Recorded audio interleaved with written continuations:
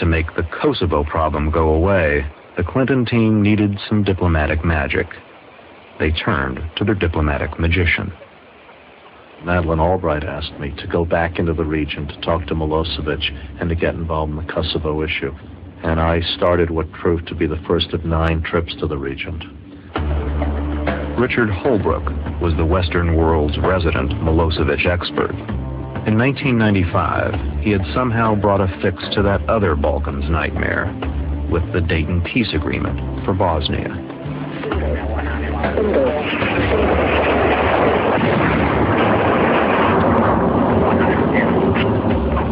The leaders of the NATO alliance believed that their show of force had convinced Milosevic to come to the peace table.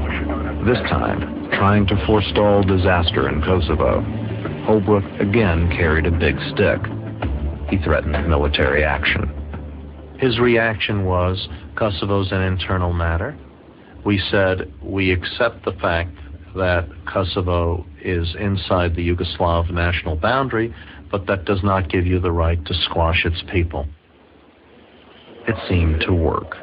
Milosevic agreed to negotiate directly with the other side. The other side, Washington thought, was Ibrahim Rugova, the pacifist leader of the Albanian Kosovars. For nearly a decade, he'd worn the mantle of leadership in Kosovo, president of the province, elected by the people, but unsanctioned by Belgrade. Holbrook managed to get what seemed like a breakthrough. The old adversaries, Milosevic and Rugova, now met for the first time. As a result of the meeting, both sides got something. Milosevic won a reprieve from some of the economic sanctions imposed since the Bosnia War. Rugova received his reward, a sign that he was Washington's man in Kosovo. A personal visit with President Clinton. This was symbolizing that meeting. It was a chance for me to meet the president. He was, of course, very preoccupied with what was happening over there. Then he promised a bigger engagement, and secondly, he promised he personally will put more effort to find the solution to the crisis. But this hopeful interlude soon proved emblematic of the maddening frustrations of trying to solve the Balkan puzzle. While Clinton was bonding with Rugova in Washington, on the ground back in Kosovo, events were making Rugova and his pacifism irrelevant.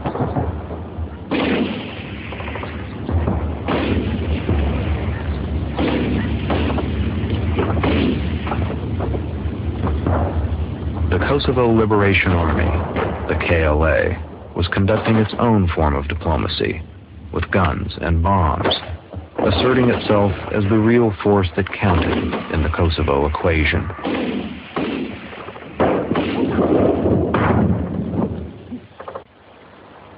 For their part, the Serbian generals justified the retaliation. Terrorist attacks on the Serbs and the police became a daily occurrence. There came a moment when all lines of communication in the area, all the roads were blocked, especially around the local army headquarters near the Albanian border. It was simply a necessity to free and democratize Kosovo. And nothing happened accidentally, neither the organization nor the beginning of the armed struggle. It wasn't accidental. For the KLA, war was all calculation. They wanted what other breakaway republics had gained through bloodshed: full-blown independence, not negotiated autonomy. The failure to deal with Kosovo and Dayton led the Albanians to conclude that the one way in which you get Western attention, in which you get a Dayton-like conference, in which you get the President of the United States to pay attention to you, is to use violence. That violence begets international attention, and that therefore one should start violence, a policy that the Kosovars had been pursuing since 1989 of nonviolent opposition, all of a sudden became less and less viable. And as time goes by, more and more people realize or come to the conclusion that the way you get the West involved is to start killing people.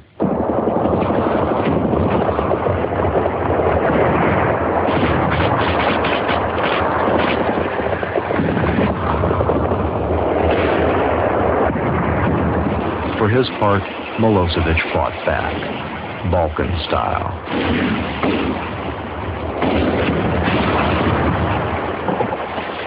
The Serbs drove the villagers into the hills and into the arms of the KLA.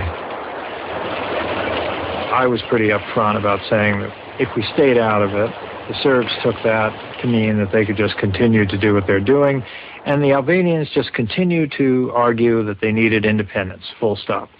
And so with those sort of ingredients in the mix, we weren't going to get anywhere. We were going to end up with a full-blown war.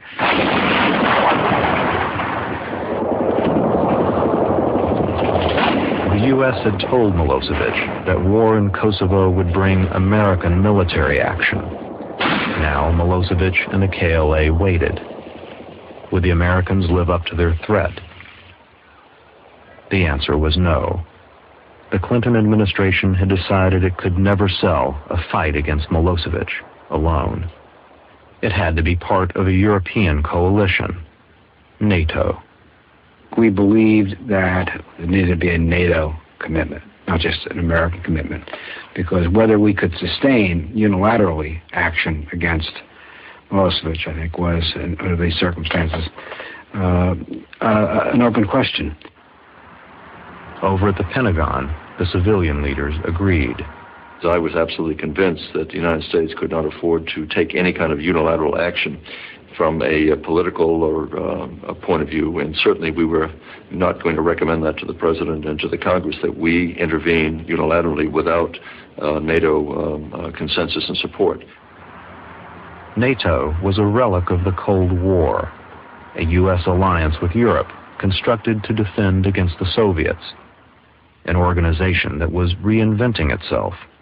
It had never been to war, but now it asked its top general to start planning for one. Ministers were grasping for what could be done to prevent an outbreak of destabilization in the region, and so they turned to NATO. Again, NATO demonstrated its effectiveness in Bosnia, and naturally the first NATO means they sought to use was the means that had proved itself to be effective before, NATO Air.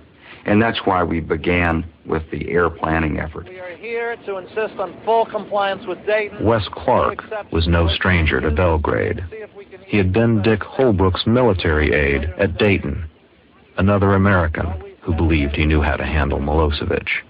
As far as Milosevic is concerned, I'm probably unique among 20th century commanders in knowing so well the adversarial leadership, the people on the other side. I don't think anybody's had quite the same experience that I've had in terms of knowing your enemy.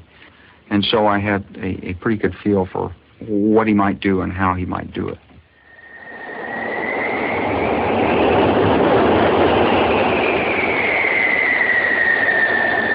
The most the coalition decided to do was send a message to Milosevic. Maybe even back him down with a little saber rattling.